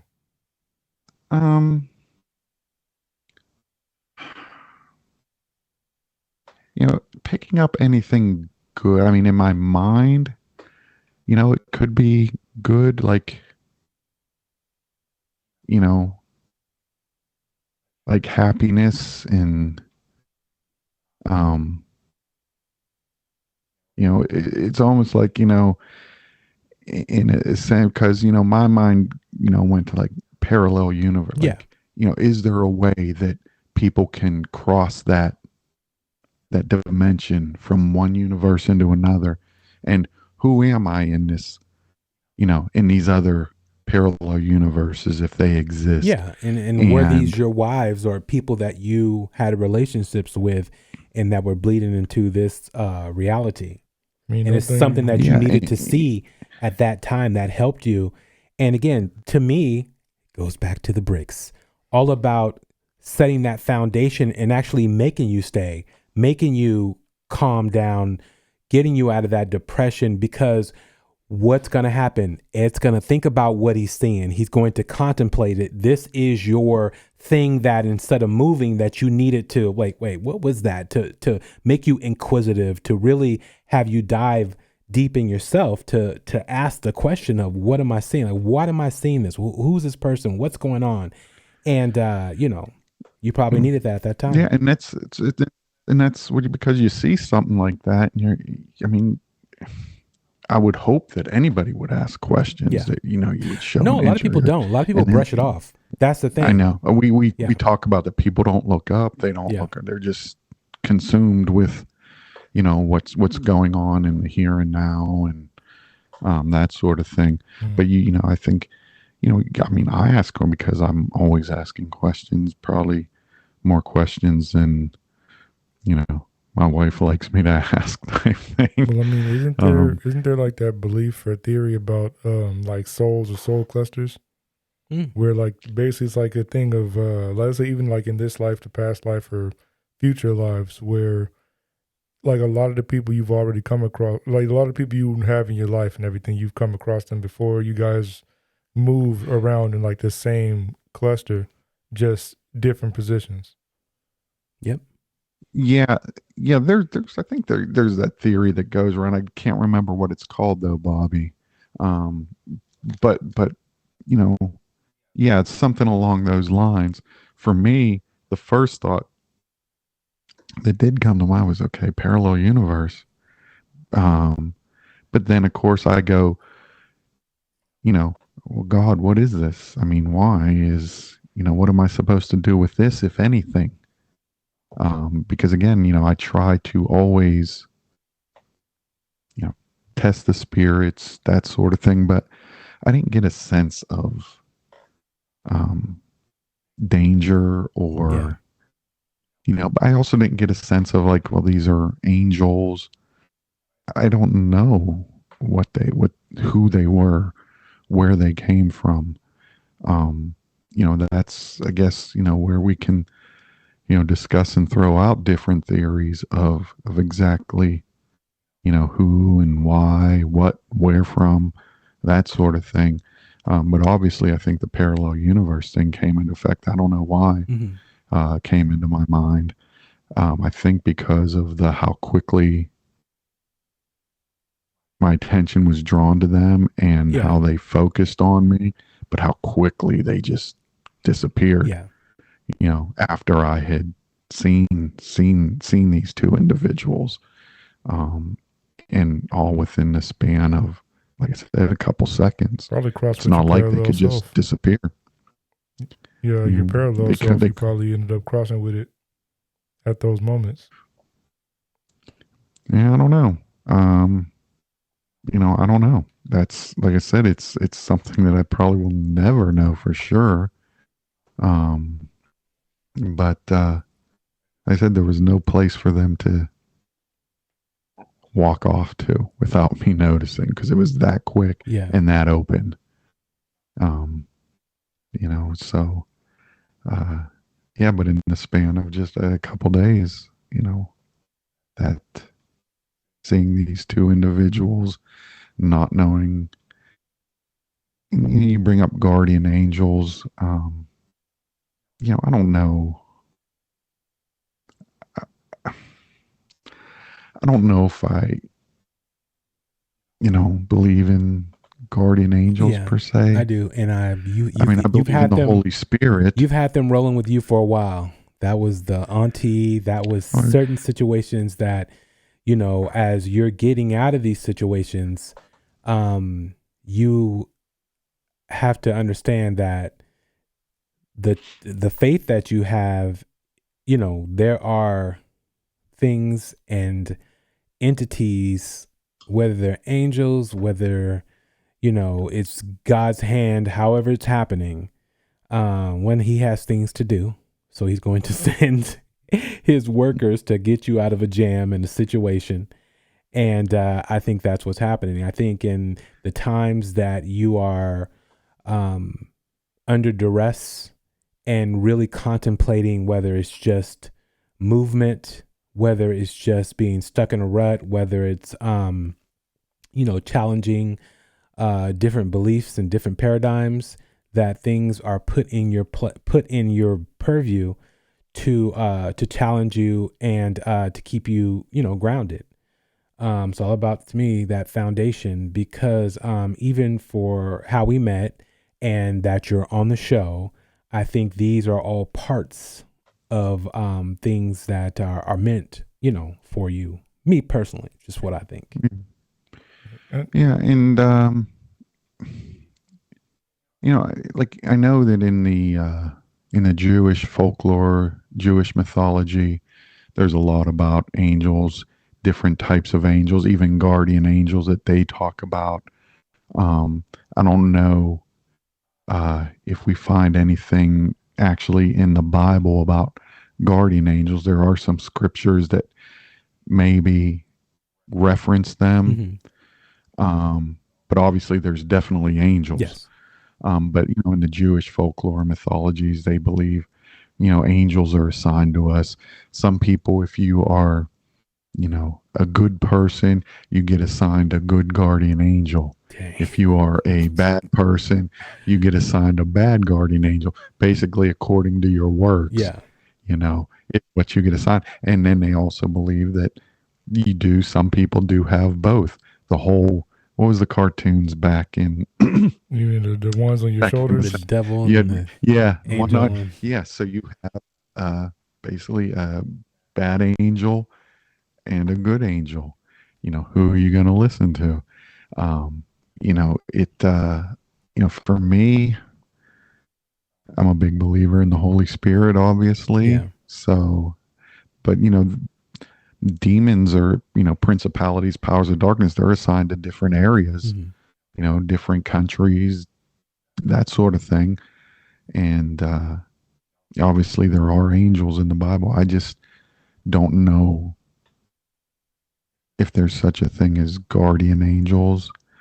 But that also doesn't mean that God doesn't send because he does send ministering angels to people to minister. I guess maybe it's the term that I may be more stuck on, uncomfortable or hooked up on. Yeah. Well, the actual term. It's because it could also be a thing of, like you're saying, guardian angels and or just guardian beings in general that kind of sit on that plane of, like whatever the separate plane is that we would think of, that there are a number of beings there who are just kind of like guardian beings or just like guideline beings. Yeah, and parallel universes fascinate me. Oh, for sure. They fascinate me because then it becomes, who am I in this, in this universe? Who am I in that universe? In this one, and it's that whole saying, well, it's not always greener on the other side. So you might get to that other universe and you're like, man, I thought it was going to be pretty cool. Exactly. That's actually why I asked you about the dream situation.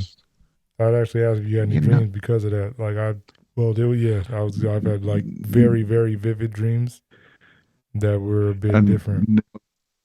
Not concerning that event.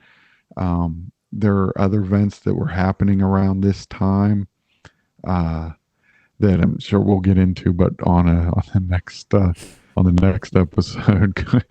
But there were other, dreams and visions and entities type thing that was going on at the same time. And like I said, it's like I didn't expect this in Sacramento, which then also I think lends to my belief that being in certain emotional states, for sure, it opens up spiritual doorways where we can either be attacked or we can be comforted. Where we look to God or we look to demonic things, like Ouija boards to find answers. Yeah. And I'm not. That's on the main show, near. and Carolyn Gray was good at the Ouija board segments. It was interesting. But I don't mess with that stuff. I don't mess with that, man. Yeah, that will not be in a bonus thing at all. At least not any bonus that I'm going to be on. Yeah. There will be no Ouijas, no boards. Kyle's going to be at doing that site. bonus episode by himself. Exactly. He's going to be at a site and mess around with a Ouija board talking about film me. Oh yeah, no. I'm not going to even touch that Ouija board. That's Somebody funny. put that thing there. I'm gonna feed it to them. Nah, I'm good. We don't do Ouija boards. Now that's one thing, boy. There are many things I may one day try. A Ouija board, something about something talking to me, and I can't see it. Well, I can't put my hands on it. Yeah, but that's you beckoning it and calling for it is different than just being in a place where you have an evil spirit or demonic spirit. But when you start messing with Ouija boards, you're actually asking for things to happen or things to come. So you know me. Yeah. You know me. I don't need to ask. You come to me. He's a brother, so he's a part of the side to where we ain't even messing around with it. So but with all that being said, it reminded me. Go ahead. Oh, go ahead. Man. No, I was going to say it reminded me because on the last episode when we were the Bigfoot, listening to the Joe Rogan, and he said how our senses are heightened in certain situations. This is basically the same thing. Oh, for sure. So yeah, but that'll be the next bonus episode. Is I'll share some because there was a lot going on with me during this period of time. Okay, well, the next bonus episode will be different. It won't be Ed's third chapter because basically Ed is going to be coming on as host on the bonus episodes along with Kyler and Marley. Yes, ladies and gentlemen, Marley is still out there. She's still coming on. She is still around. Benson will pull her back from the ether. Yes. So she will be back on probably the next episode Marley will be on.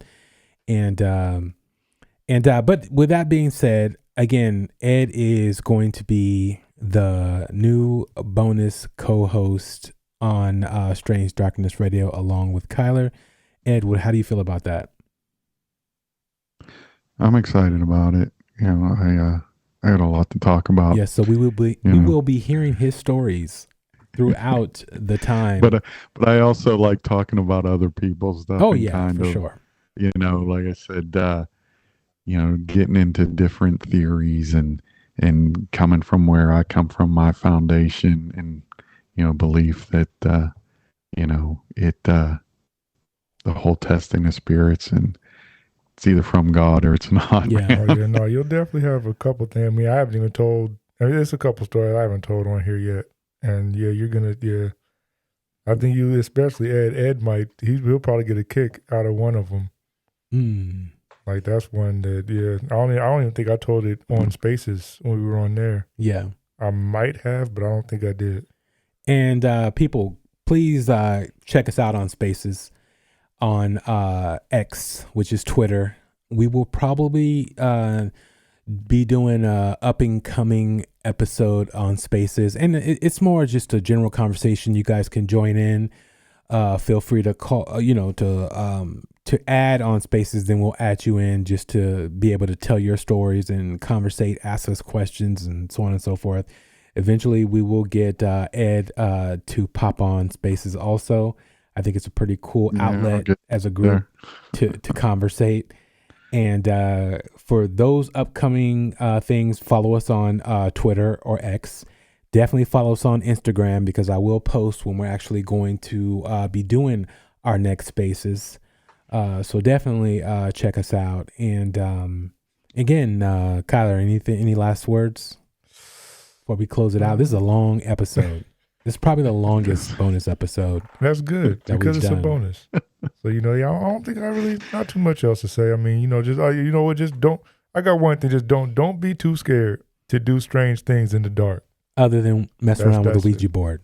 Leave that to Carolyn Gray. Leave that to the people who actually want to be, messed with. Those you don't do that one. That's where you cross the line. But anything else, almost. We'll see. We'll see if I can get him out ghost hunting because we do have some things that we're setting up. I'll try to get Ed out. I won't tell him we're actually doing ghost hunting. I will tell him we're actually there to drink Guinness at these particular locations. You can do that, and I'll sit at that table, drink Guinness, my man, and as he's sitting there with an apparition right next to him. But yes. Man. So we will definitely be doing some of those adventures. He wants to trick us into a ghost hunt. Yeah, that's crazy. Exactly. Brothers. Ed, any last words for this episode? No, it was, well, I say no, and then I continue on to give some last words. No, it was enjoyable being able to basically go down memory lane and kind of explore some of these newer experiences that I've had. Yeah. And I look forward to really discussing them more with y'all here, and hopefully people who contact us of this world, not contacting us from another world. And they've been contacting you, but you've not been wanting to pick up the phone. He wanted to pick up one of them phones. He said that one of those phones. He definitely wanted to pick up. No, I don't answer the phones like that, baby. No. Like I said, I try to avoid. I don't go looking otherworldly beings. Yeah, I just don't go looking. Okay. If they need to get in touch with me, I'll say, leave a voicemail with Bobby. Yes. You got it. Black Constantine. The Black Constantine. I'm there to fight the fight. Where's the spell book? Like a spell book. No, I don't do spells, bro. I'll leave that to Amy. But and I want one of them shirts, man. I don't have one of them shirts. Yeah, so, I'm still trying to get one. Yeah, so people, check us out. You got a can't story? Make me pay for it either. Nice. Submit your story to Strange Darkness Radio. You too can have a Strange Darkness Radio, shirt, and then we make bonus episode shirts and we make regular episode shirts. But leave your story on SpeakPipe. You can always check that out in the show description. Just hit the link. We'll automatically take you to SpeakPipe, and you can leave a message on your phone, on the computer, right then and there. No worries. Or you can call in at 916-741-3032. Or you can email us at strangedarknessradio@gmail.com. We would love to hear your story. You can have Benson voice your story. That would be amazing. If you call the 916 number, you can leave a message in 3-minute increments, and I'll stitch it all together and make it cohesive and coherent. If you want your voice changed, I can do that too. You don't have to give your identity if you do not want. And if you want to come on the show, drop us a line, same way, or email us and we can set something up so you can come on the show and talk to us directly. I think that'll be amazing. All right, that is it for the bonus episode of Strange Darkness Radio. We are out.